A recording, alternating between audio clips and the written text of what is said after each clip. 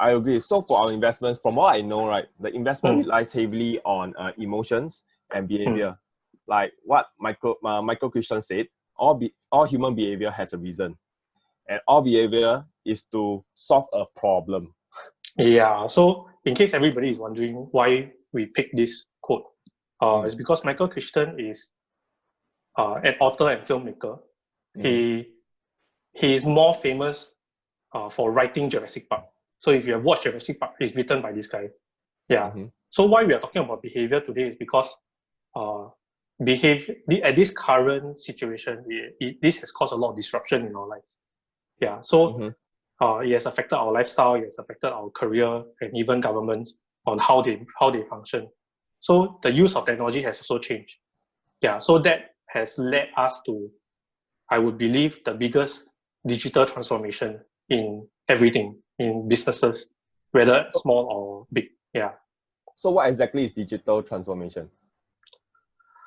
Yeah. So during our circuit breaker, so the closest thing that we can link to is Singapore. So for example, circuit breaker technology has allowed businesses to continue moving forward.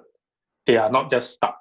So even after all these dust have settled, right, my belief is that businesses will continue to use technologies as part of their business, or if not, become a core of their business. Yeah. So in our lifestyle and in career, and I believe in the far future, we cannot escape from technology. It will continue to play a very important part. I'll mention a few companies that I believe we should look at and have some focus on, will be like Facebook, Microsoft, Apple. These are the companies that already dominate our lives to most extent. If you know about Facebook, they own Instagram, they own WhatsApp. They are there, so you can't really run away from them. Unless you tell me you're not on social network, then maybe you can escape from them. Another company that I was looking at is Microsoft. So as long as businesses are still running, generally they use Microsoft, unless you're a designing firm, which I think they also use some Microsoft products, whether it be Excel, whether it be PowerPoint, Microsoft Word, or if you use Windows, then you're definitely with them. Then of course Apple being such a big brand name, people use their smartphones, people use their tablets, people use iMac, things like that. Yeah, so I think they'll continue to dominate this space.